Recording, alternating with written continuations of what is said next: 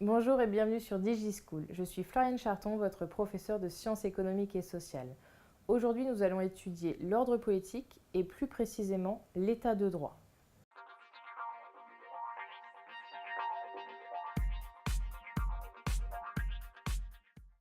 Alors, qu'est-ce qu'un état de droit? Vous savez déjà qu'un état, c'est un ordre politique, c'est-à-dire un ensemble de règles qui codifient les relations au sein d'un territoire et les relations notamment entre les citoyens. Un état de droit, c'est un état en fait qui est lui-même soumis aux mêmes règles que ses citoyens. Rappelez-vous, on sait que l'État est le seul détenteur de la violence physique légitime, c'est-à-dire que l'État est le seul à pouvoir vous contraindre physiquement si vous ne respectez pas une de ses règles, une de ses normes. On sait également que l'État, en fait, peut, s'il le souhaite, vous envoyer en prison ou vous sanctionner négativement, c'est-à-dire une amende, etc. Pour éviter que l'État abuse de son pouvoir, donc ce qu'on appelle tout simplement un abus de pouvoir, l'état de droit, c'est un type d'état où l'État et ses représentants, c'est-à-dire le président, les députés, les sénateurs, sont eux-mêmes soumis aux mêmes règles et aux mêmes lois que les citoyens. Et ce, évidemment, pour protéger les citoyens, comme on l'a dit, des abus de pouvoir.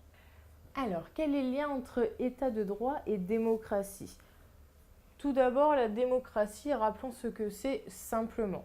Pour cela, on peut utiliser la définition, ou plutôt l'allocution d'Abraham Lincoln, que vous voyez là-bas. La démocratie est le pouvoir au peuple, par le peuple, pour le peuple.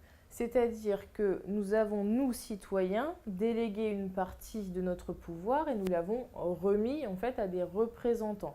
Mais ces représentants, en fait, sont censés être à la disposition du peuple, c'est-à-dire sont censés exprimer la volonté ou les volontés du peuple.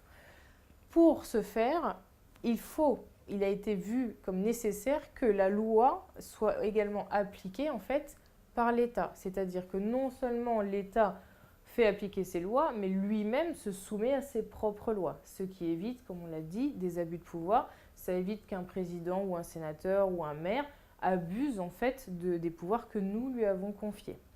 Et enfin, une mesure qui a été prise pour protéger la population, pour protéger les citoyens, c'est la séparation des pouvoirs. La séparation des pouvoirs judiciaires, exécutifs et législatifs. Merci d'avoir visionné cette vidéo, j'espère qu'elle vous aura été utile. N'hésitez pas à vous abonner à la chaîne et si vous avez des questions, mettez-les en commentaire. À bientôt sur DigiSchool.